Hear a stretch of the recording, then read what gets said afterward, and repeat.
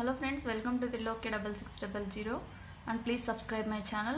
ఈ వీడియోలో intermediate commerce question paper ఎలా ఉంటుందో చూద్దాం. దీంట్లో మొత్తం 7 సెక్షన్లు ఉంటాయండి, ఏ నుంచి జీ దాకా. ఫస్ట్ 3 సెక్షన్స్ అంటే ఏబిసి సెక్షన్స్ వచ్చేసి కామర్స్ అంటే థియరీ అనమాట, అది 50 మార్క్స్కి ఉంటుంది.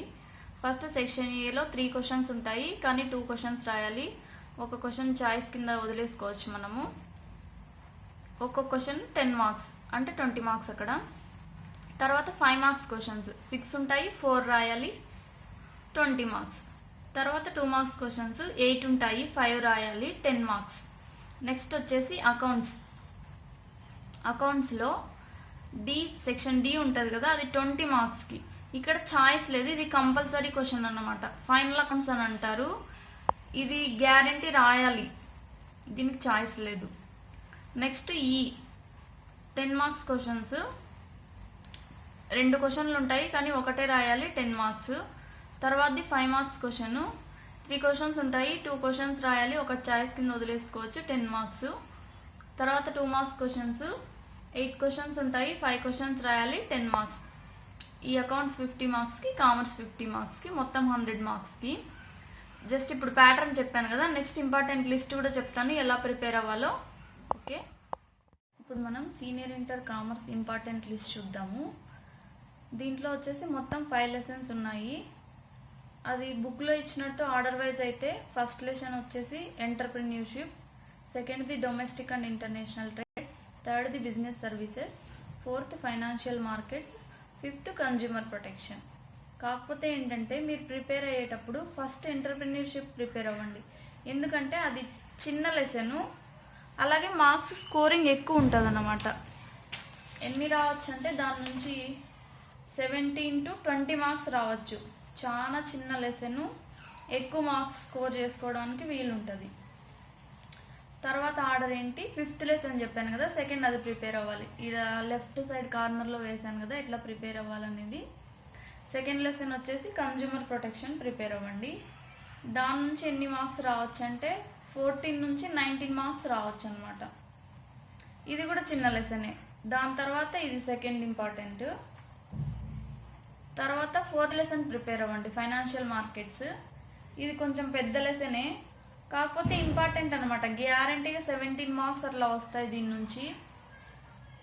తర్వాత సెకండ్ లెసన్ ప్రిపేర్ అవ్వండి, 4th important domestic and international trade.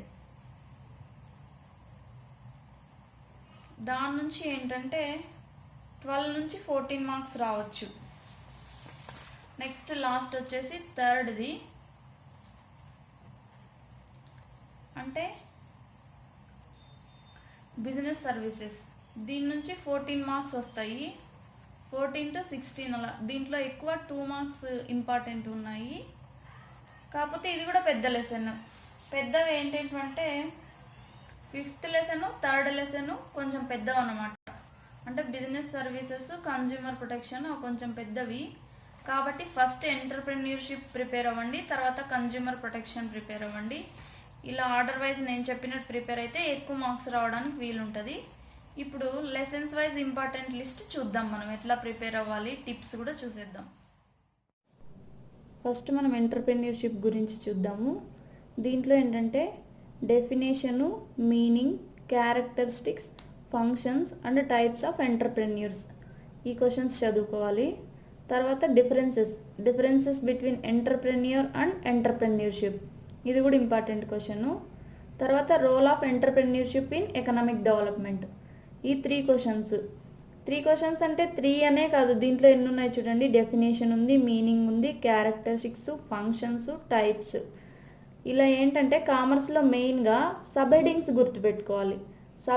గుర్తుపెట్టుకొని దాంట్లో ఉన్న మ్యాటర్ ఎలా రాయాలి, ఫార్మేషన్ సెంటెన్సెస్ ఎలా అనేది మీరు నేర్చుకోవాలన్నమాట. ఈ క్వశ్చన్స్ చదివేటప్పుడు ఏంటంటే 10 మార్క్స్ క్వశ్చనే కదా, పెద్దగా చదువుకుందాం అట్లా అనుకోవడం కాదు. దాంట్లో ఉన్న సైడ్ హెడ్డింగ్స్ ఉంటాయి కదా, వాటిని 2 మార్క్స్ క్వశ్చన్గా కూడా అడగచ్చు. దాంట్లో ఉండే ఇంకొన్ని సైడ్ హెడ్డింగ్స్ని 5 మార్క్స్ క్వశ్చన్స్గా కూడా అడగచ్చు. కాబట్టి చదువుకునేటప్పుడు హోల్ కాన్సెప్ట్ చదువుకుంటే మనకి క్వశ్చన్ ఎట్లా ఇచ్చినా సరే ఆన్సర్ రాయడానికి వీలుగా ఉంటుంది అన్నమాట. ఇప్పుడు ఇది ఫస్ట్ లెసన్. ఇంతకు మించి క్వశ్చన్స్ ఏం రావు, ఇక్కడ వరకు ఓవర్ అనమాట first lesson. First lesson first ఆర్డర్లోనే చదివేసినాము. నెక్స్ట్ వచ్చేసి 5th లెసన్ సెకండ్ ఇంపార్టెంట్గా చదువుకోమని చెప్పినాను కదా, కన్జ్యూమర్ ప్రొటెక్షన్. దీంట్లో నుంచి ఒకటి 10 మార్క్స్ క్వశ్చన్ వస్తుంది, ఒకటి 2 మార్క్స్ క్వశ్చన్ వస్తుంది. లేదంటే 10 మార్క్స్ క్వశ్చన్ ఒకటి, 2 మార్క్స్ 2, లేదా ఒక 5 మార్క్స్ క్వశ్చన్ అట్లయినా రావచ్చు. మొత్తం మీద 12 to 19 మార్క్స్ రావచ్చు. దీంట్లో ఏంటంటే ఫస్ట్ 2 మార్క్స్ క్వశ్చన్స్ చూసేద్దాం. Consumerism, consumer protection act, district forums. దాంట్లో వచ్చేసి 2 ఉంటాయన్నమాట, national commission and state commission. ఇవి 2 మార్క్స్గా అడగచ్చు. ఇంకోటి ఏంటంటే ఇవి చదువుకునేటప్పుడు ఇక్కడ బిగ్ క్వశ్చన్స్ ఉన్నాయి కదా, దాంట్లోనే ఇవి సైడ్ హెడ్డింగ్స్గా వస్తాయి అనమాట. చెప్పినాను కదా, పెద్ద క్వశ్చన్లు చదువుకునేటప్పుడు దాంట్లో ఉండే సైడ్ హెడ్డింగ్స్ని 2 మార్క్స్గా అడగచ్చు, 5 మార్క్స్గా కూడా అడగచ్చు. ఇక్కడ పెద్ద క్వశ్చన్స్ ఉన్నాయి చూడండి. Right of a consumer as per consumer protection act 1986, ఇది ఒకటి. రెండోది రెస్పాన్సిబిలిటీస్ ఆఫ్ ఏ కన్జ్యూమర్. తర్వాత redressal mechanism available to consumer under consumer protection act. Next question వచ్చేసి who can file complaint, what complaints can be filed, where to file, how to file under consumer protection act. నాకు ఎందుకు ఈ question very very important అని అనిపిస్తుంది. Next ఇది వచ్చేదానికి chances ఉన్నాయి, చూసుకోండి. ఇది 5th లెసన్ వరకు. నెక్స్ట్ వచ్చేసి 4th లెసన్. దీంట్లో ఒకటి 10 మార్క్స్ క్వశ్చన్ వస్తుంది, ఒకటి 2 మార్క్స్, ఒకటి 5 మార్క్స్. ఇది కొంచెం పెద్ద చాప్టర్ అని చెప్పాను కదా, కాకపోతే ఇంపార్టెంట్ గ్యారంటీ క్వశ్చన్స్ అనమాట. 2 మార్క్స్ వచ్చేసి Sensex, Nifty, capital market, financial market, money market. ఇవి 2 మార్క్స్ అంటే ఏదో పెద్ద క్వశ్చన్స్ లాగా చదివేయాల్సిన అవసరం లేదు. ఒక 1 లైన్ ఆన్సర్ ఉంటాయి అంతే, మనం దాన్ని అనలైజ్ చేసుకుని చదివే విధానాన్ని బట్టి ఉంటుంది. తర్వాత పెద్ద క్వశ్చన్స్ వచ్చేసి objectives and functions of SEBI, stock exchange and it's functions. ఇవి చాలా చాలా ఇంపార్టెంట్, ఎన్నిసార్లు అడిగినా మళ్ళీ ఇవే అడుగుతూ ఉంటారు కాబట్టి ఇవి బాగా చూసుకోండి. మరి డిఫరెన్సెస్కి వచ్చేసరికి primary market and secondary market differences, money market and capital market differences. ఇంకోటి ఏంటంటే మీరు చదివేటప్పుడు కామర్స్ మొత్తం ఒక దగ్గర చదువుకుంటూ డిఫరెన్సెస్ ఉన్నాయి కదా ఇట్లా క్వశ్చన్స్, ఇక్కడ ఒక డిఫరెన్స్ చూసాము, ఇక్కడ ఒక డిఫరెన్స్ చూసాము అంటే ఫస్ట్ లెసన్లో, అలా డిఫరెన్సెస్ అన్నీ ఒక దగ్గర రాసుకోండి. ఏమవుతుంది, లిస్ట్ అవుట్ చేసుకుంటే మొత్తం మీద ఒక మహా అంటే 10 డిఫరెన్సెస్ ఉంటాయి. ఆ 10 చదువుకుంటే గ్యారంటీగా 1 లేదా 2 గ్యారంటీగా వస్తాయి కదా, అది పక్కా ఇంకా మార్క్స్. అట్లా చేసుకుంటే చదివేటప్పుడు ప్లాన్ బాగుంటుంది అనమాట. తర్వాత ఈ పెద్ద క్వశ్చన్స్లోనే various money market instruments and capital market instruments, ఈ క్వశ్చన్స్ కూడా ఇంపార్టెంట్. ఇది 4th లెసన్ వరకు. తర్వాత వచ్చేసి 2nd లెసన్, ఇది కూడా ఇంపార్టెంటే. 5 మార్క్స్ క్వశ్చన్స్ 2, 2 మార్క్స్ క్వశ్చన్స్ 2 వస్తాయన్నమాట. ఇట్లా రావచ్చు. 2 మార్క్స్ క్వశ్చన్స్ వచ్చేసి హోల్సేలర్, రీటైలర్. మరి వచ్చేసి పెద్ద క్వశ్చన్స్లో difference between home trade and foreign trade, types of trade, international trade. దాంట్లో వచ్చేసి types, importance, limitations and problems. Next question వచ్చేసి సెజ్ అంటే సెజ్ యొక్క ఆబ్జెక్టివ్స్ అండ్ అడ్వాంటేజెస్.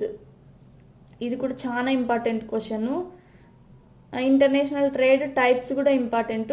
చెప్పాను కదా, ఈ పెద్ద క్వశ్చన్స్ చదువుకునేటప్పుడే హెడ్డింగ్స్లోనే 2 మార్క్స్ కూడా కవర్ అయిపోతాయి, నో ప్రాబ్లం. ఇంకా మిగిలిండేది ఒకే ఒక చాప్టర్, 3rd చాప్టరు.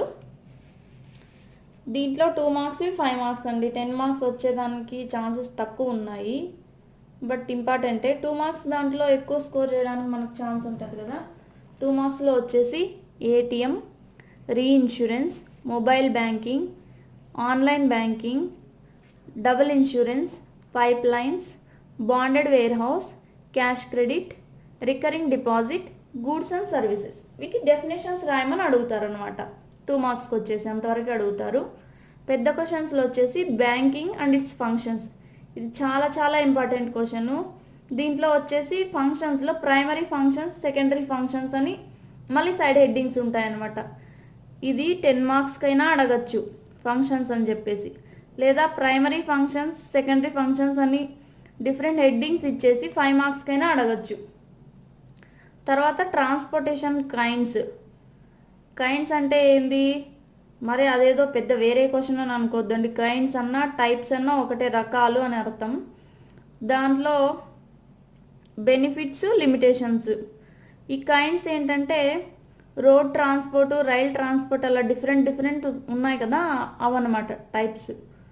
నెక్స్ట్ వచ్చేసి ఇన్సూరెన్స్ ప్రిన్సిపల్స్ అండ్ ఫంక్షన్స్. ఈ ఇన్సూరెన్స్ టైప్స్లో life insurance, marine insurance, fire insurance ఇవన్నీ ఉన్నాయి కదా. ఈ టాపిక్స్ మొత్తం చూసుకోండి. జస్ట్ జనరల్గా అయినా ఐడియా ఉండాలి.